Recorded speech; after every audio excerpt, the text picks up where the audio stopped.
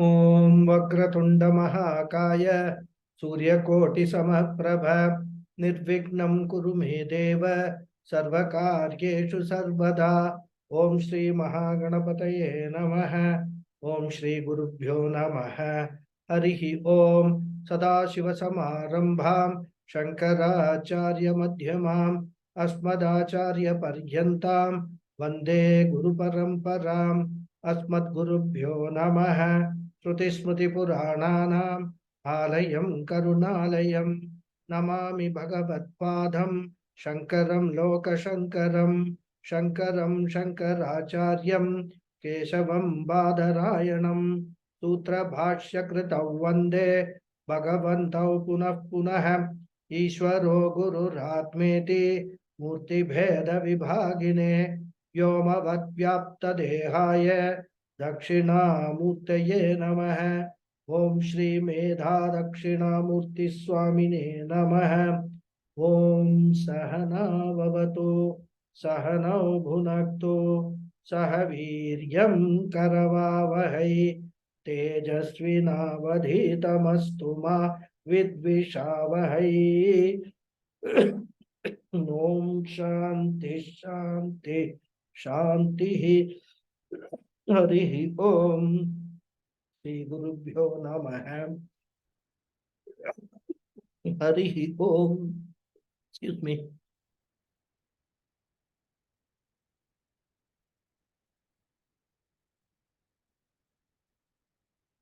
One second.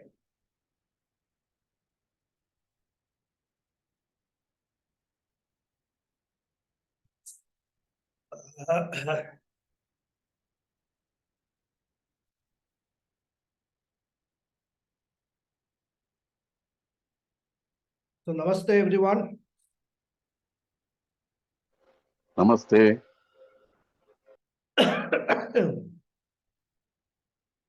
Slightly indisposed. Nothing serious. Okay. So we are seeing the 17th sloka out of the 108 slokas. Ahankaradhidehantan bandhana jnana kalpitan swaswarupavabodhena muktumichhamumukshuta.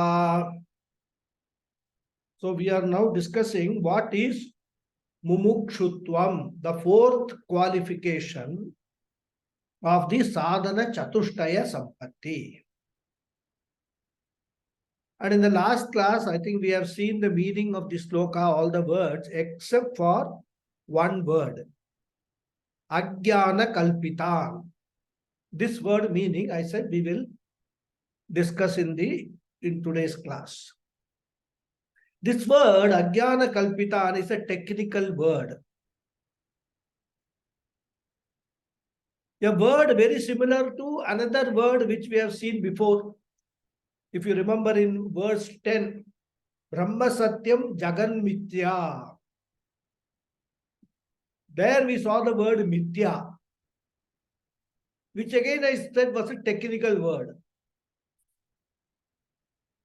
And that word Mithya, which we saw in the 10th verse, is defined here by using another technical word, Ajnana Kalpita. So in Vedanta, these technical words are all used. They may have a simple meaning, but in the Vedantic context, when such words are used, we have to understand what exactly they imply. So Mithya, Ajnana Kalpita, there is also another word, Jnana Bhadita word is used. These are all technical words. What do we mean by technical word? Basically, if I have to tell you in a normal language, say it's a Vedantic jargon. Whenever we say something is a jargon, we mean it's a unique word belonging to a particular branch of science or a common word having a unique meaning in a particular branch of science or context. There are numerous examples we use these jargons quite often. For example, we say freezing the account. The law enforcement agencies froze the account. Now, does not mean that they took the accounts book and put it in a freezer or a refrigerator. It's a jargon used in terms of blocking the operations in the account. We call it freezing the account.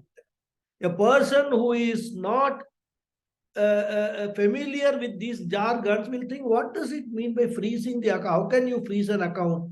You can freeze water. You can freeze some of the liquids and all that. How can you freeze an account?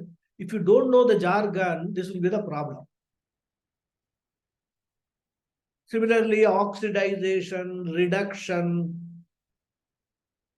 And we also see, especially during corona times, pandemic, flattening the curve.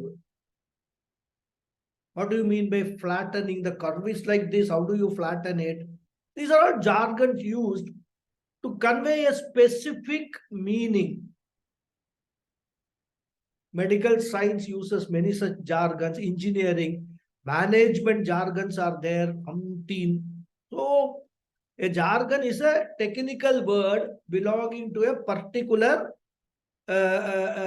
subject or a particular used in a particular context.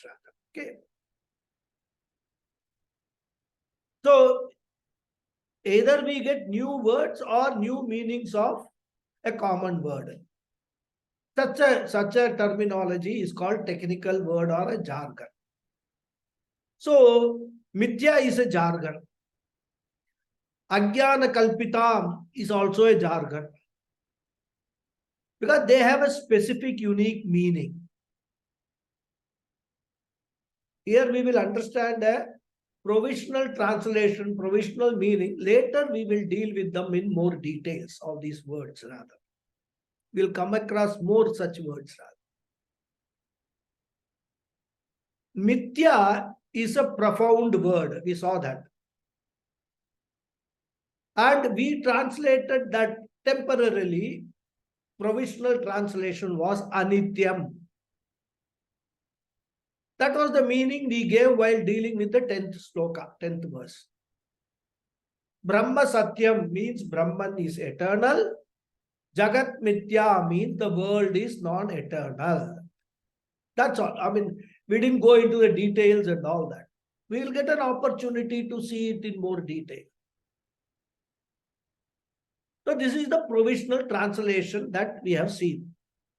Here also, Ajnana Kalpitan, we can give a provisional translation, that is Anityam. Because if we have to go deeper into this Mithya, Ajnana Kalpitan and all that, lot more knowledge of Vedanta is required.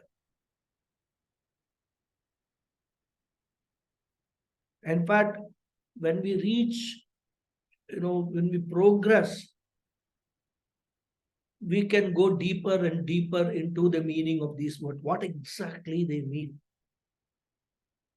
Because starting from a provisional meaning, like I said, it is anityam. What is mithya, we will see, much more in detail. Because Jagat Mithya means, it says the whole world, the whole universe is mithya. And unfortunately, what happens is, teachers who do not belong to the parampara, many times they translate this word mithya as false. And then people will criticize Vedanta. How can Vedanta say that this world is false? We are experiencing this world. Without understanding the meaning of these jargons, they will just take off and start criticizing Vedanta. So we will see the general sense of this word, these words rather. One important thing we must note is that the word mithya, like the word shraddha, is also very, very difficult to translate. And therefore, what Vedanta does is, to understand the concept of mithya in a general sense, in the tradition, they take the example of our dream. Because Vedanta is the only area where three states of our existence are analyzed in depth. Jagrat avastha, swapna avastha, and sushupti avastha. The waking stage, the dream stage, and also the deep sleep state. All these three are analyzed in depth to understand Vedanta. So, what is a dream? When we are in sleep, but not in deep sleep,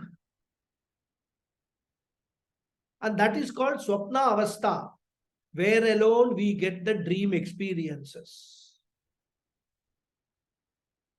What we call, REM, rapid eye movement. It's called in modern parlance. So the dream is one of the three states of existence. In deep sleep state, we will not get any dream. In fact, deep sleep state is the most relaxing state.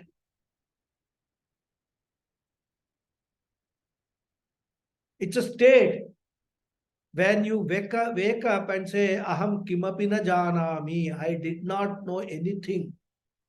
Oh, was there thunder? Was there lightning? Was there heavy rain? I did not know anything. All the sense organs, the body, mind, sense complex is completely resolved in the deep sleep state. In fact, deep sleep state is compared to a temporary realization of your natural original state, realization of Brahman. So coming back to dream state, it is only in Swapna Avastha we get dream experiences. Now, what is a dream? When we experience an internal world within ourselves, that experience, that internal world is called a dream, Swapna. So, dream is something, or the dream world is something that we experience during sleep. In fact, according to researchers, all people experience dream, even though some people do not remember and claim that we don't get any dreams. But according to research, everyone without exception gets dreams. And that is why Vedanta takes that as an example. So in the dream, we see a lot of objects, lot of people. You see your own self, your own dream body you see. Now, what is the status of these dream objects, dream people, and your own dream body? And if we analyze, the dream world appears very much real during sleep.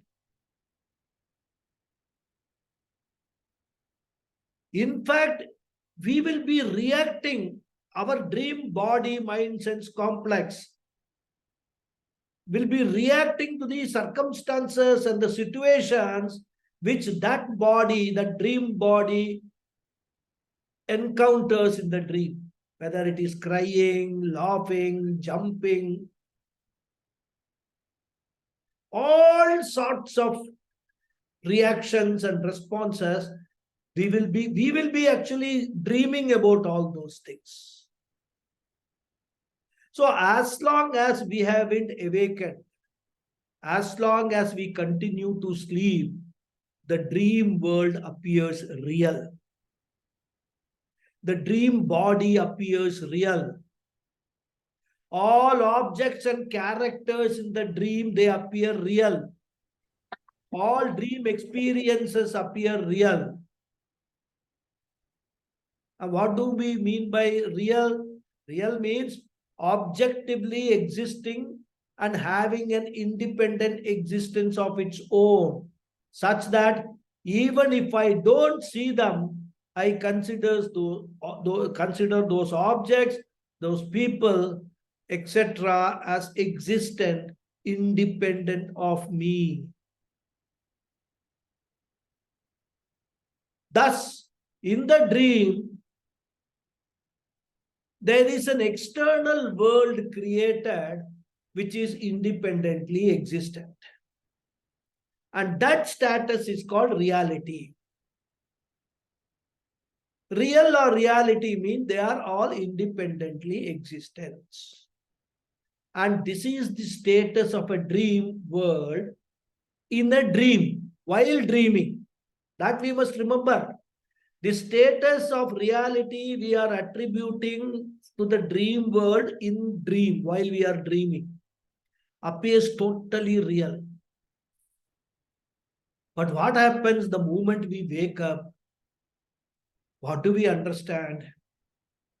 The very same dream world, people, experiences, etc., are understood totally differently. On awakening, we call the dream world and everything that we saw as unreal. It is understood as unreal. And what do we mean by unreal? They do not and cannot exist independent of me, the experiencer, the observer. Unreal means it doesn't independently exist. Real means having independent existence. Unreal means not having independent existence.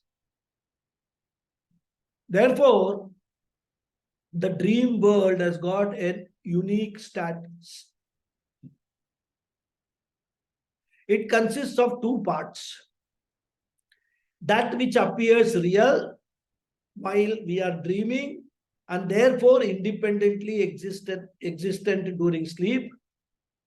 That which is understood as unreal once we wake up and therefore existent dependent upon me, the observer. So the same dream world has got two status, two capacities.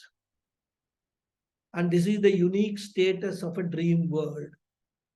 So that which appears real during sleep and that which is understood as unreal on waking is the dream world. And Vedanta gives a word to convey this idea, mithya or ajnana kalpita. Now you understood with the example of the dream world what is mithya and what is ajnana kalpita. As I said, both are synonyms rather. So therefore, we can say ajnana kalpita means appearing during sleep. So here the word ajnanam we can actually translate as sleep. Ajnana kalpita, appearing during sleep. Because during sleep, we are ignorant of our waker status. So mithya or ajnana kalpita means that which appears real during sleep and that which is understood as unreal on waking up.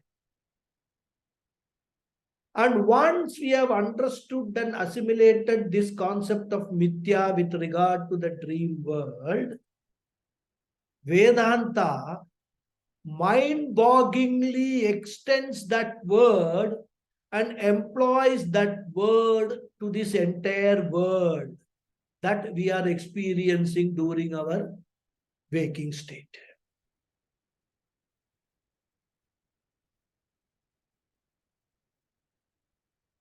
Vedanta says, just as the dream world has got two capacities, one appearing as independently existent and thus real, while you are dreaming, while you are in the swapna avastha, the very same world appearing as unreal,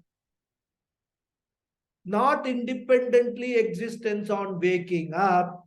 Similarly, this world also that you are experiencing now in the waking world has got two status.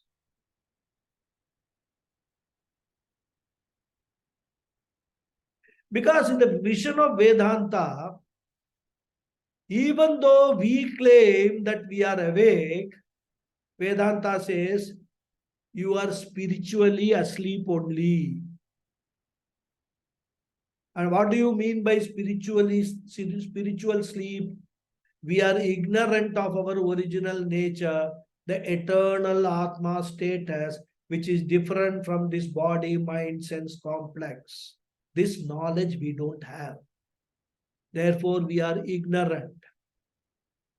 We are asleep to this very significant factor, which ignorance has made our life miserable. And that knowledge, which can make our lives into a greatest blessing, that knowledge of our real self, we are blissfully ignorant of. Therefore, according to Vedanta, we are all spiritually asleep. And because we are spiritually asleep, in that sleep state, this world appears to be real and existent, independent of me, the observer. I, therefore, in ignorance, look at this world as independently existent. In fact, the tragedy is I feel that I am dependent on this world, but the world is independent of me. Exactly opposite of what the reality is. Why? Because I feel even after I go away, the world will continue. Therefore, the world is real and independently existent. And as long as I am in this world, I am dependent on this world. This is our conclusion. Therefore, Vedanta says, world appears to be real and independently existent only as long as we are spiritually asleep. And then Vedanta says that if we manage to wake up from our spiritual sleep, if we manage to overcome our self-ignorance, we will become super wakers. And in that stage, we will understand the reality of the self and the unreality of the objective world.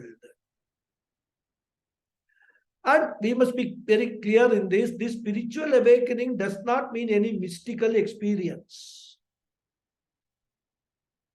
Spiritual awakening means clear understanding, doubtless understanding of our real nature, that I am Panchakosha Vilakshana Nitya Atma Asmi. This clear knowledge and understanding is what is meant by spiritual awakening. Thus, in one and the same lifetime, the very same world appears very different before Jnanam and after Jnanam. For a Jnani, this world is clearly, doubtlessly, convincingly understood as unreal and dependently existent. Dependent on whom? On me, the observer. I am the Sakshi Chaitanyam. But me, which me? Me does not mean the physical body, mind, sense, sense complex. Me does not mean the mind and sense organs. Me means the real self, the Atma.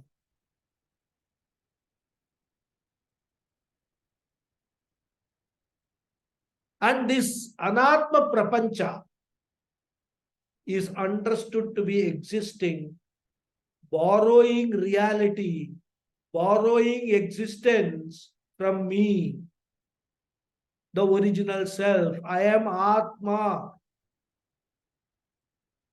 And what is my nature?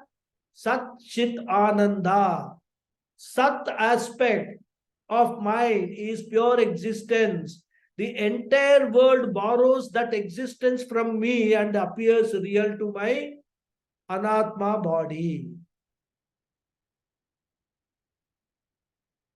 And that's why Vedanta says, wake up and see. I am willing to show you this fact about the world if you are available for me to help you in awakening. Vedanta can say only that much rest is upon us. So, waking from regular conventional sleep happens automatically because of prarabdha karma. But awakening from the spiritual sleep will never happen naturally on its own. We need to work for it. We have to take the help of scriptures, Vedanta Pramana. And that's why Vedanta suggests and proclaims, Uttishta Jagrata. Wake up.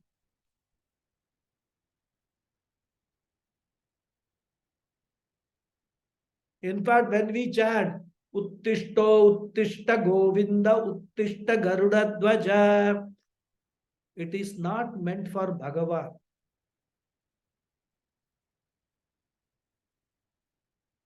This Suprabhadam Stoka is meant for us. Because if we understand Bhagavan, Bhagavan is never asleep. It is we who are in spiritual sleep. So this sloka, when you recite the Suprabhadam, understand it as what they call auto-suggestion. It is something every day morning, Uttishto, Uttishta. When you chant that, you realize that there is something, you are still in spiritual sleep, you need to awaken from that.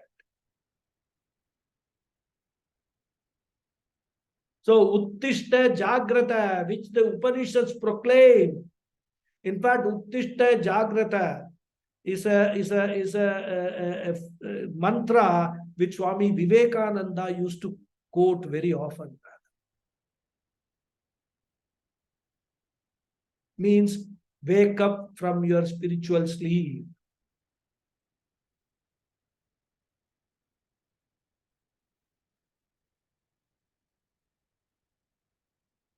With reference to this waking up, the Mandukya Upanishad, Mandukya Karika says, Anadi Mayaya Sukto Yada Jiva Prabudhyate. Waking up, Anadi Mayaya, from the eternal Maya. So the whole Vedanta is all about awakening only, spiritual awakening. And on awakening, we will understand that this world, which appeared independently and really existent, does not exist independently. It is dependent on me, the observer. Therefore, it is mithya. If we understand or assimilate this fact, then moksha or awakening is what? Dropping our identification with the mithya body, mind, sense complex, dropping our identification with the ajnana kalpita body, mind, sense complex. And it is here that the dream world analysis becomes very helpful. It's exactly like we understand that the dream body, mind, sense complex is mithya when we wake up. Thus, the instrument, what we use, the body, mind, sense complex, as well as all this objective world is mithya only. I alone am satyam, Brahma satyam, Jagat mithya. That is the profound declaration of the 10th sloka. That will become meaningful only when we complete our Vedanta studies. Until then, we translate Mithya as Anityam, impermanent, also Ajnana Kalpita as Anityam. That much we need to understand at this stage about this word Mithya or Ajnana Kalpita. So with this verse, Adi Shankaracharya concludes his discussion on the fourfold qualifications of a mumukshu, a student desirous of self-knowledge. What are they? Viveka, discrimination; Vairagyam, detachment or dispassion; Shatka Sampatti, the sixfold inner discipline or wealth. We saw that. Shama, Uparama, Titiksha, Shraddha and Samadhana. And the fourth one, Mumukshutvam, an ardent desire for spiritual liberation. And whoever has these qualifications is called an eligible student, an adhikari in Sanskrit. So here, Shankaracharya only mentions the qualifications. He does not elaborate how to get these qualifications. So what is the use to us? We know what qualification, but how to go and get it?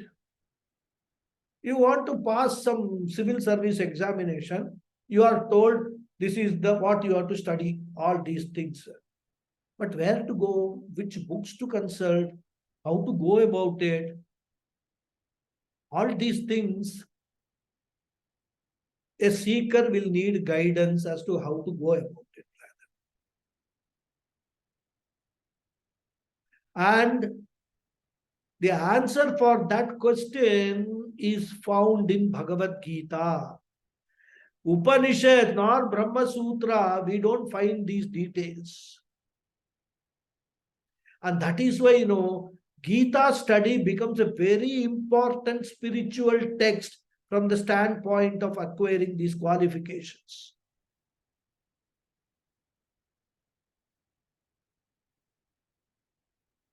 So, before we proceed further, I will briefly share with you the method of how to get these qualifications as mentioned in the Bhagavad Gita.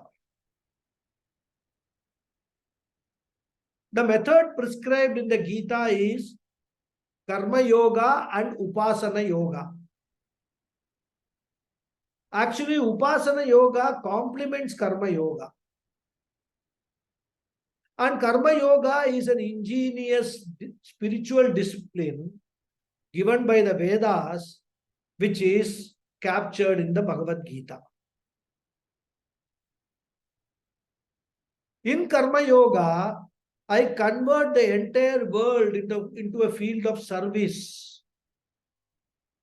Once I do that, that very service will help me in attaining spiritual growth. Thus, the world will become a means of taking me towards moksha.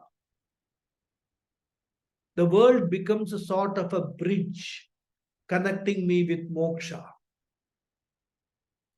Because while dealing with the world, we have got two choices. We can either build a wall or build a bridge.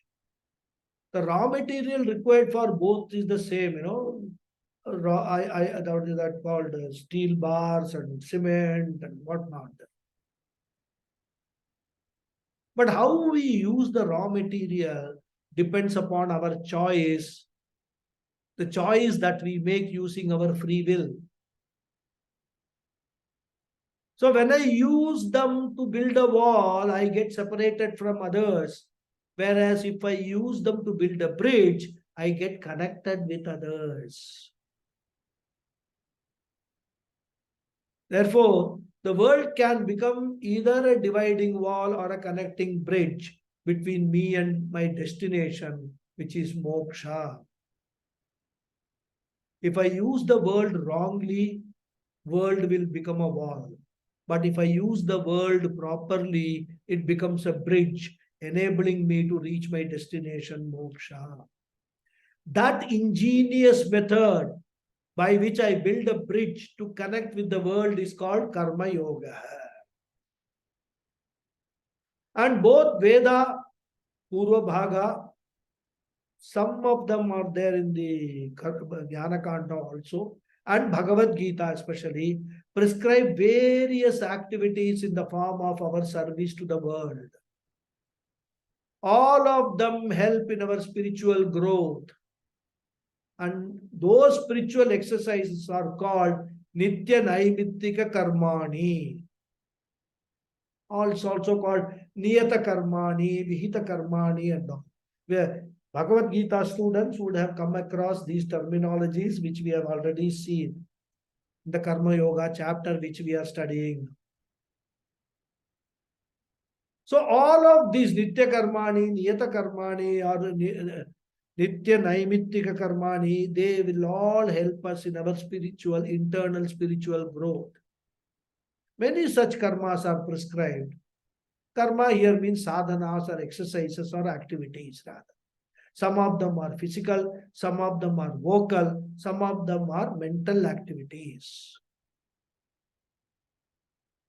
And in this context, Swami Paramarthanandaji discusses the Panchamahayajna as the best example or sample for Nitya Naimittika Karmani.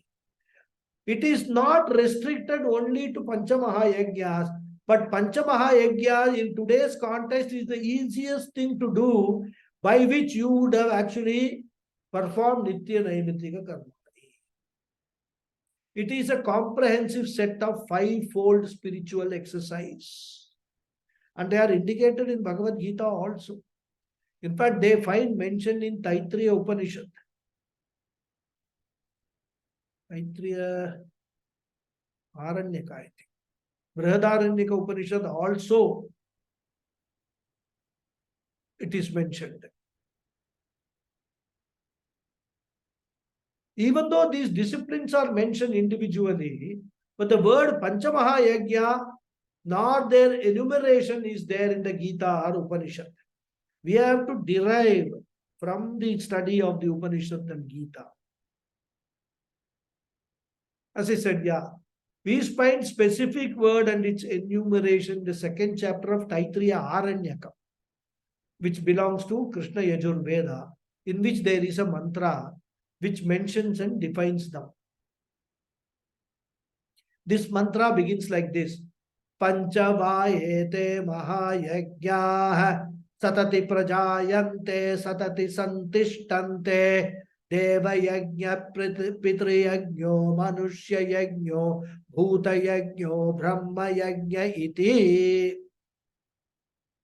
This is the only place we find in Taittiriya Aranyaka where the Panchamahayajnas are mentioned. What are they also are mentioned.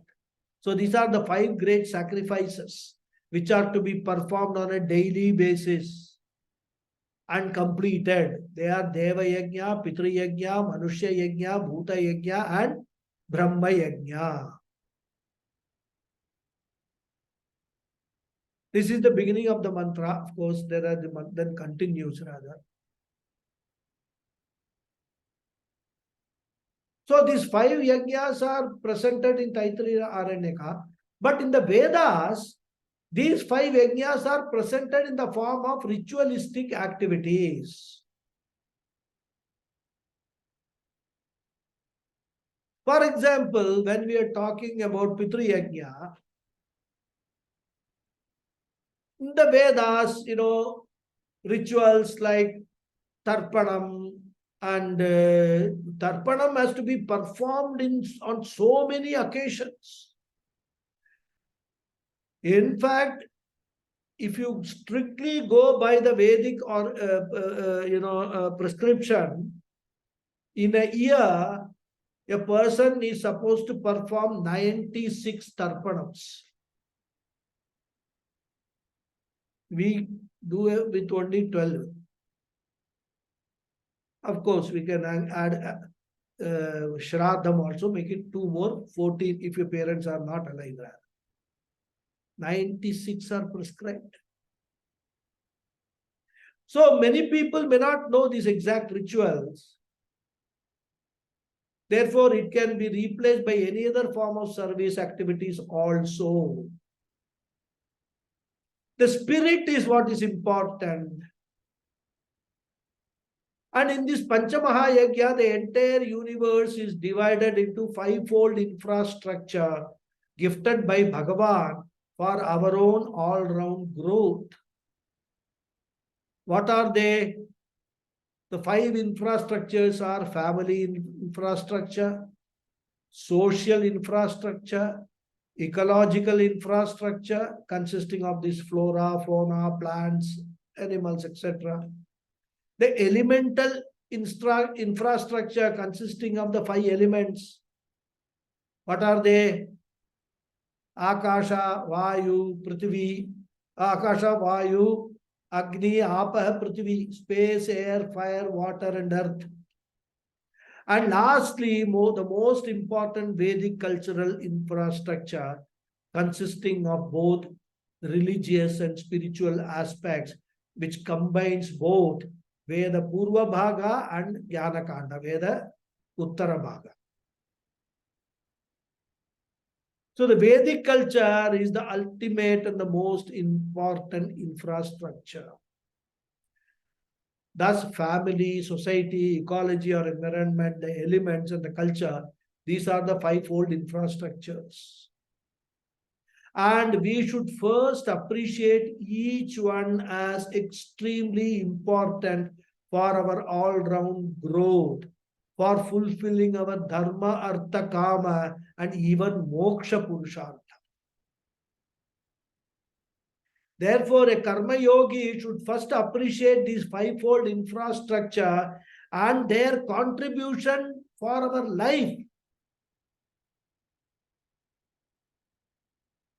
And the next step is every human being should own the responsibility to preserve these.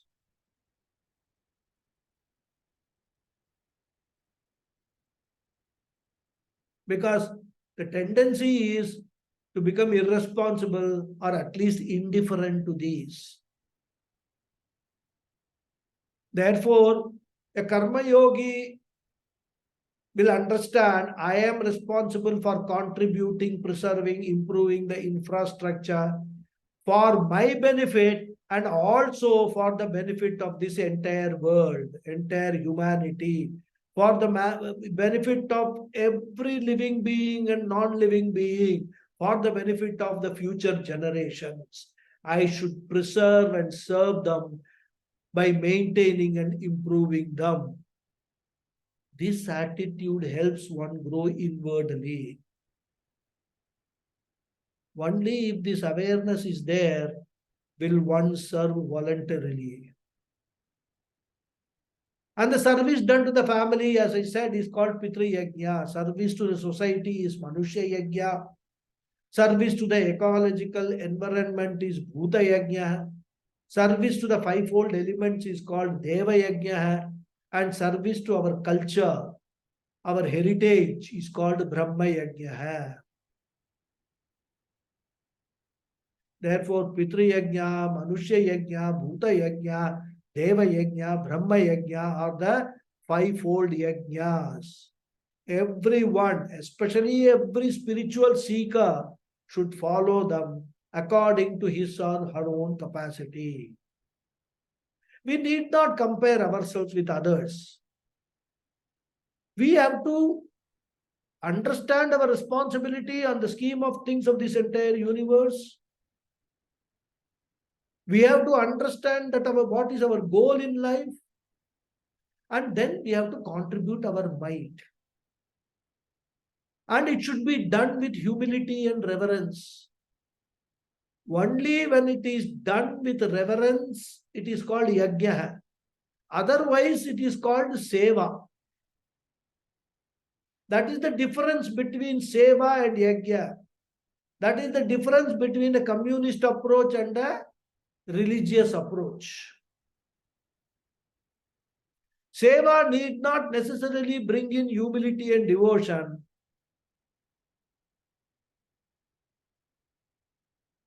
That seva will become yajna only when there is humility and devotion. When we bring Ishvara into our actions, then it becomes a yajna. And for developing this reverential attitude only, the Shastras, the scriptures have included Upasana Yoga, which is also a sadhana. As I said, it is a part and parcel of Karma Yoga only. But it is differentiated for one reason. In Upasana Yoga, I meditate upon God as the giver of the fivefold infrastructure. That is why the yajna aspect comes. Therefore, I thank the Lord. I am grateful to the Bhagavan. And once I understand this fivefold infrastructure is given by Bhagavan and which is helping me to live in this world, that helps me to develop reverence to all the infrastructure.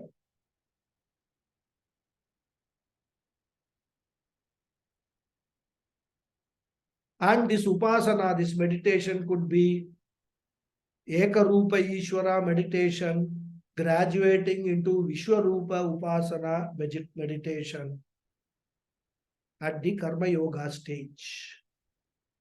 In fact, Vishwarupa Upasana is very elaborately discussed in the Gita between chapters 7 and 12. And when I practice that, I understand that the whole world is not only a gift of God, in fact, it is the very manifestation of God. Therefore, the world is divided into fivefold infrastructure, and my service to that, in fact, becomes my worship of God, Karma Yoga, the attitude.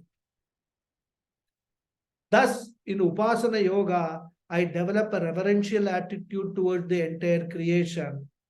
And in Karma Yoga, with that reverential attitude, I serve my family, my society, my environment, etc.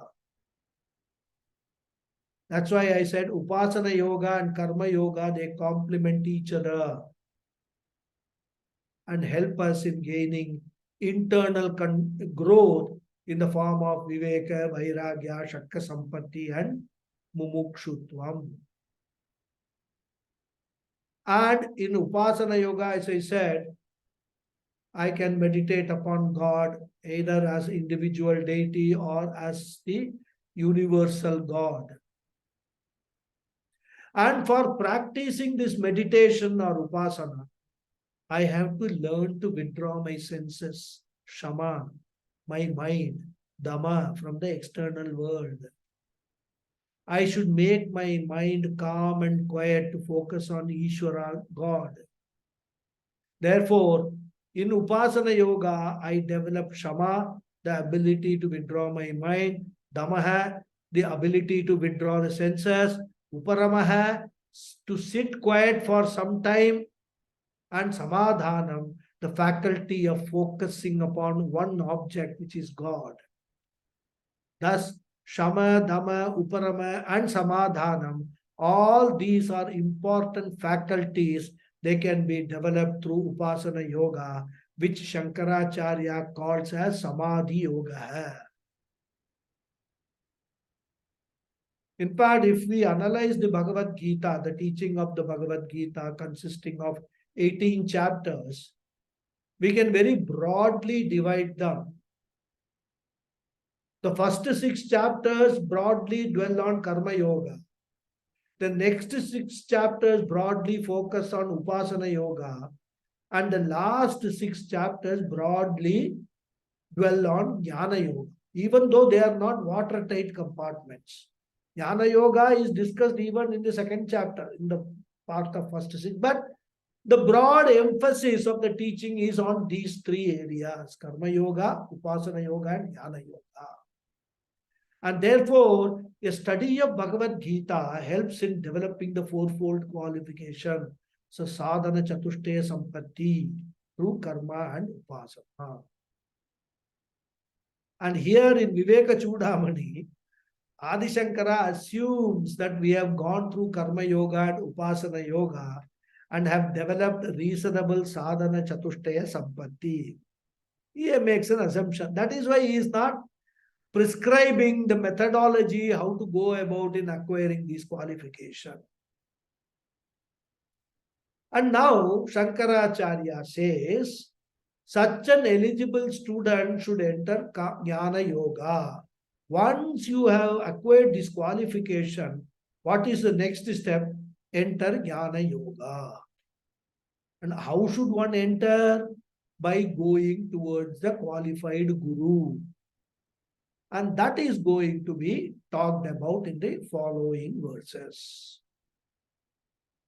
Guru Upasadanam, approaching a Guru, approaching a teacher for learning Jnana Yoga.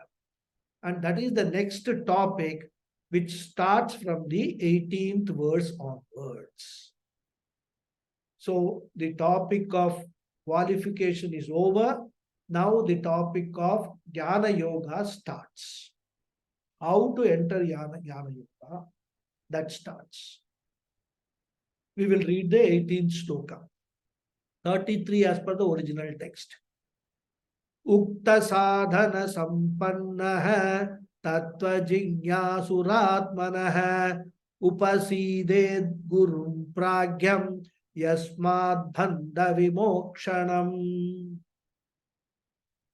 The Anvaya of this sloka is Ukta sadhana sampannaha atmanaha tattva jignasuhu yasmat bhanda vimokshanam gurum pragyam upasidet. Ukta sadhana sampannaha, one endowed with the set qualifications, the fourfold qualifications which we have seen. Atmanaha, of oneself. Tattva jignasuhu, one who wishes to know the truth. Yasmat, from whom? Bandha vimokshanam, liberation from bondage. Gurum, teacher. Pragyam, who has the knowledge unfolded by the Shastra. Upasidet, should approach. So, the one who wants to know the truth of oneself and is endowed with the aforesaid qualifications should approach the teacher who has the knowledge of the Shastra, which would liberate him from bondage. That is the meaning of, simple meaning of this sloka.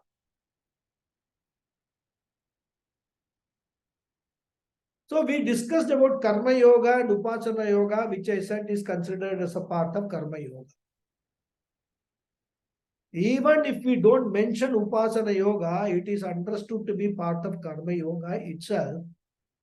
And it is presented as the first stage, and Jnana Yoga is presented as the second stage. Thus, these two yogas are considered to be sequential yogas, one after the other.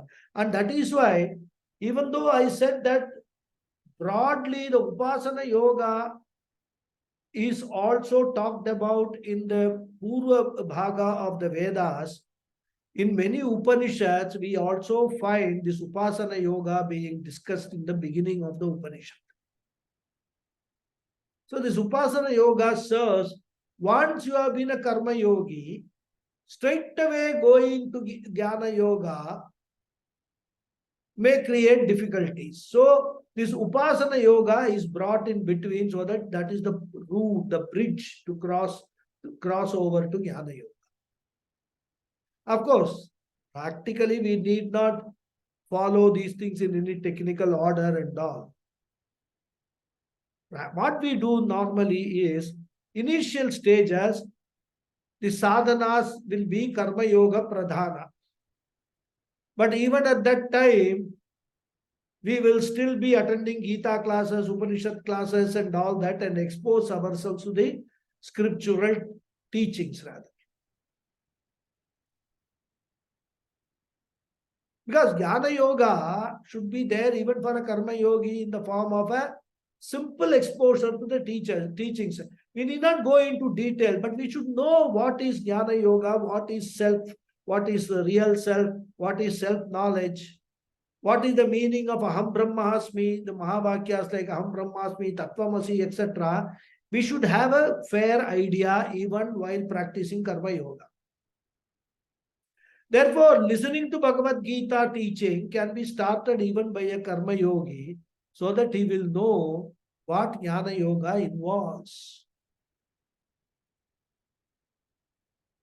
Moreover, in every Shravanam, or rather, the very Shravanam itself, that is listening to the scriptures like Gita, etc., will help a person in developing these qualifications also. Therefore, Karma Yoga also involves Jnana Yoga, but in a very, very small portion. And even as I become more and more mature, the approach is slightly changed. From Karma Yoga Pradhana, it becomes Jnana Yoga Pradhana. Even when I become Jnana Yoga Pradhana, I don't totally give up Karma Yoga. Karma Yoga disciplines will continue. Even if a person becomes a sannyasi and dedicates its life for Jnana Yoga, even in sannyasa ashrama, some Karma Yoga disciplines are there, especially for a Vividisha sannyasi. Therefore, the general approach is initially Karma Yoga dominates, Jnana Yoga is also there. Later, Jnana Yoga dominates and Karma Yoga also continues. That is the general approach for the entire Vedanta spiritual journey there. And here Adi Shankara says, Ukta sadhana sampanna. A student leading a Karma Yoga Pradhana life for a length of time, he generally enters Grihastha Ashrama.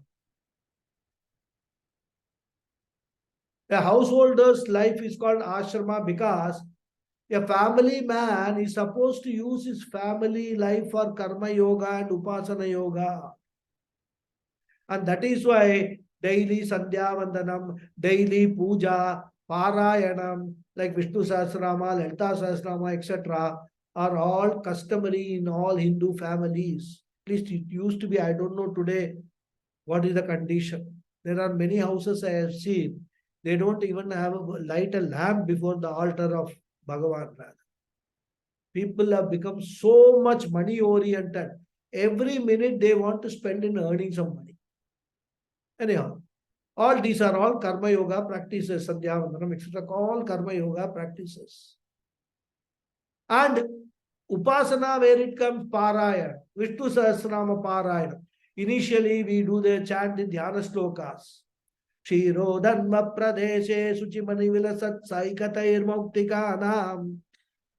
Vishnu Sahasranam students of mine will remember the explanation of all this, right? So when you are chanting the dhyana yoga slokas, that becomes upasana yoga. I am supposed to practice Vishnu Dhyanam before Vishnu Sahasranama Parayanam. There are Dhyana slokas before any Parayanam. Even when we chant Rudram and Chamakam, we start with Lagunyasa or Mahanyasa, which are meant for Dhyana.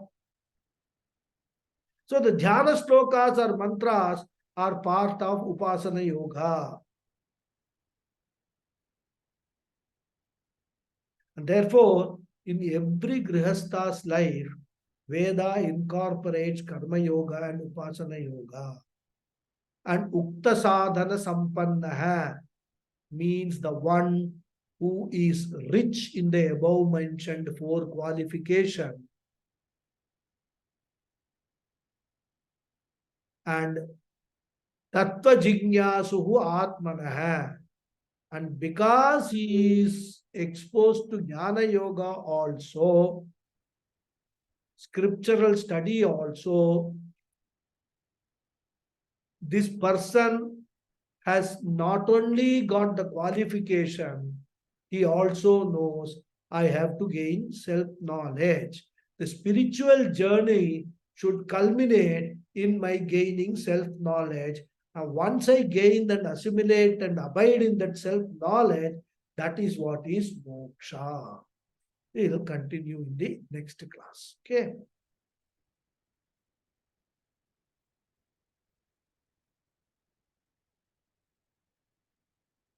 Om Purnamadav Purnamidham Purnat Purnamudachyate Purnasya Purnamadhaya Purnameva Vasishyate Om Shanti Shanti Shanti Harihi Om Shri Gurubhyo Namaha Namaskaram, Guruji.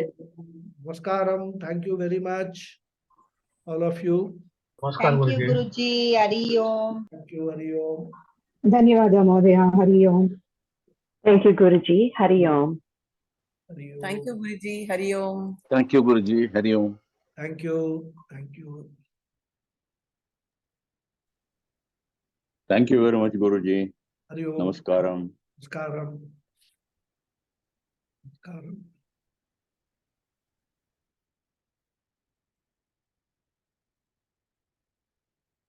Any questions or remarks?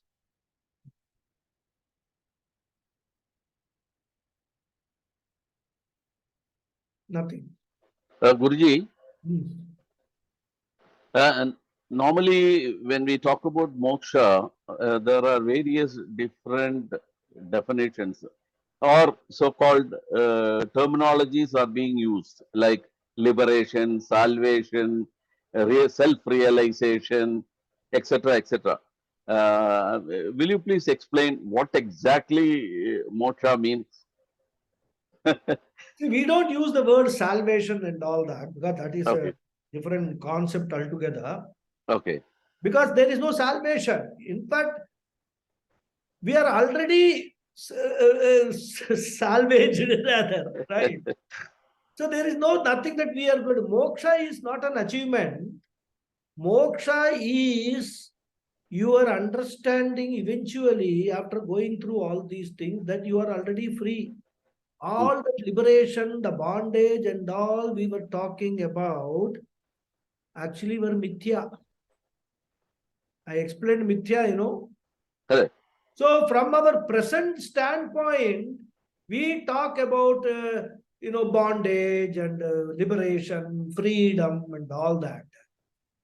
Once we gain the knowledge, what actually Vedanta says, you are already a Mukta Purusha. You are already liberated. Your very nature is Satchit Ananda. Ananda means Ananta. You are limitless. But because you are not aware of that, because of your ignorance of your real nature, you are having all these sufferings. So understanding our real nature is what is moksha. And I am talking about Vedantic moksha, not Pauranic moksha. Pauranic moksha means you die and you go to Vaikunta and this place and all that. Vedanta doesn't talk about that at all. And that is why in the Pauranic moksha, you have to die. Then only you will get moksha.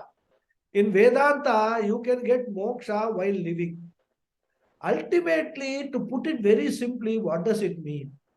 It means total peace of mind, there is no agitation whatsoever in the mind. And when the mind is totally peaceful and calm, that happiness that you experience is what is moksha. Okay. That is the ananda. And we will find that even in our day-to-day experience now, whenever our mind calms down, even though it may be for only a brief moment, isn't it? Yes. Yes. For 2 minutes, 3 minutes, mind is completely settled, calm. We experience happiness. Correct. Now, if you analyze further, why is that big mind becoming calm? Because the mind agitation arises from the fact that there is a desire. And when we have a desire, we pursue certain actions in order to fulfill that desire. It could be a desire to own something, it could be a desire to eat something, anything it could be, right? Okay. Desire. So, as long as we are in the pursuit of making that desire or gaining that desired object or whatever it is, there is an agitation in the mind. Whether I will be able to get it or not get it. Right? Correct. Now, if you don't get it, what happens? That mind agitation becomes unhappiness. But when you get the object of desire, what is the mind status? Oh, very happy, I got what I wanted. So that moment, the mind calms down. Agitation temporarily goes down, settles. Then we experience happiness. So if you understand this process, how the mind works, then what you will do? You will either say, I should not have any desires in my life at all. Right? But that is not a practical proposition. Correct. Correct. So what you do? I will have desires and I will have an understanding that whatever I need to do to get what I desire is in my hands, in my control. But whether I will get it or not is not in my control, because that depends upon so many other factors beyond me. My effort is only a part of it. Therefore, whatever result comes for my desire, I will accept it without any agitation in my mind. That resolve when you take, and that is what essentially is karma yoga is all about. So you train your mind. And there we bring in Ishvara in order to say that whatever I may have a desire, so whenever I have a desire, what I will do action and I will actually offer that action to Ishvara as my offering. So the doership, the ego-driven doership becomes diluted. I am not doing this, I am just doing it, there is a desire, but I am doing it as an offering. So that is why, Ishvara Arpana Buddhi, what we say whenever we do puja, kaya, vacha, manasa, indriyarva, buddhyatmanavar, prakrite svabhavat, karomi, yadyat, sakalam parasmai, narayana yedi samarpayami. That's the last mantra we say for every puja. So we do samarpanam to Bhagavan of whatever we do, and then we tell our mind, we have done whatever you have to do, you have done. Now, whatever results come, accept it as prasada as Ishvara. Accept it with the Ishvara prasada bhavana. Don't get agitated. Oh, I did so much, I studied so much. Excuse me. Day and night I studied, I still got only 55%, I did not get 90%. Don't get agitated. Because there are circumstances beyond your control which determine what you get. In fact, Pujya Swamiji gives a very nice story to explain it. He says, whenever we do an action, there can be 4 types of results. You can get what you expect. You can get more than what you expected. You can get less than what you expected. And you can get opposite to what you expected. All these 4 possibilities are there.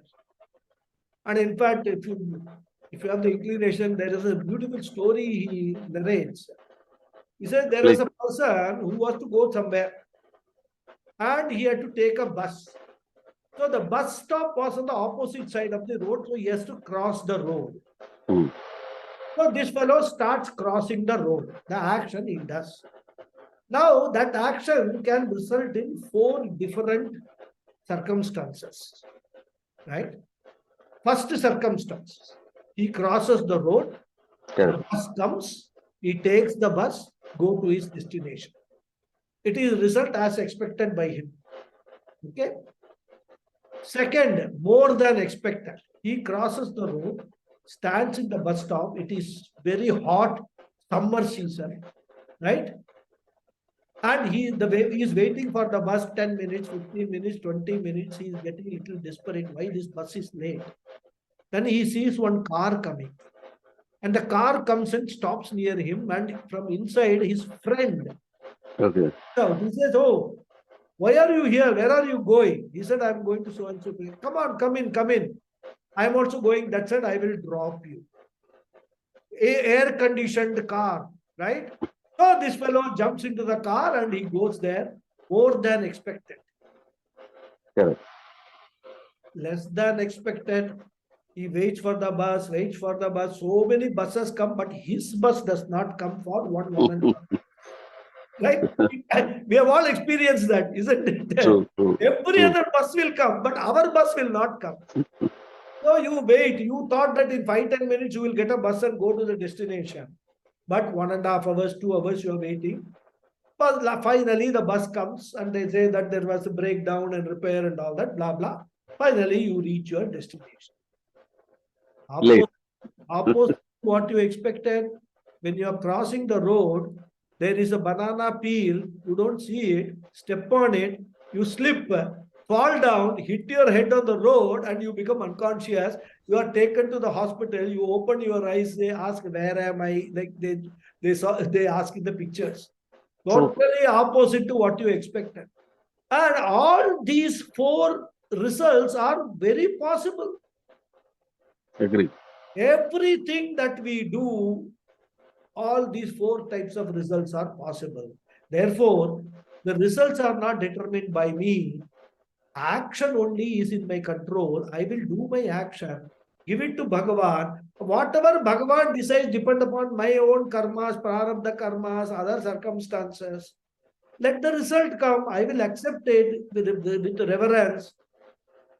And once I develop that kind of an attitude, the agitation of the mind will not happen.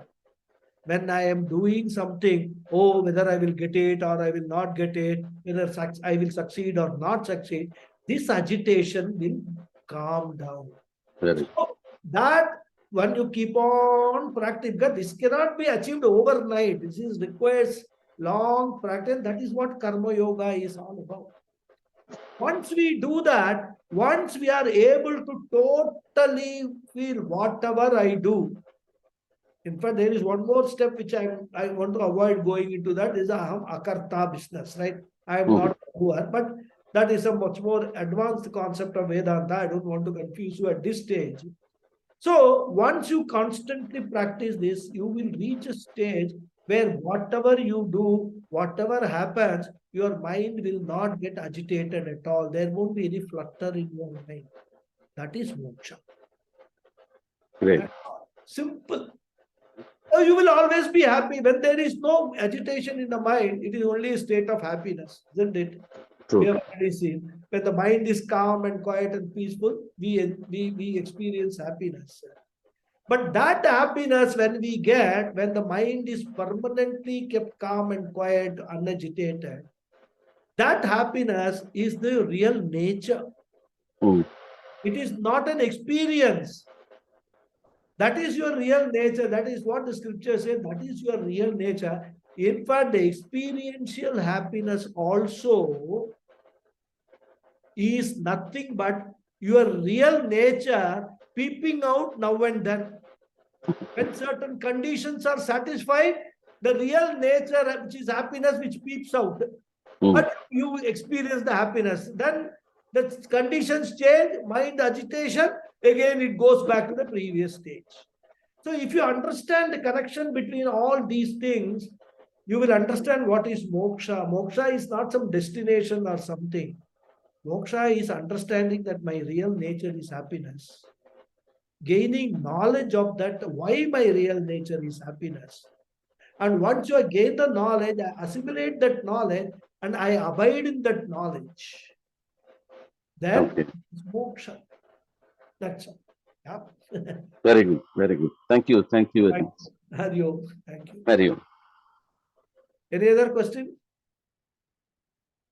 Nothing. Okay, then I'll close the session. We'll meet you all next Sunday. Thank you, Guruji. Hari Om. Hari Thank Om. you. Hari Om. Hari Om.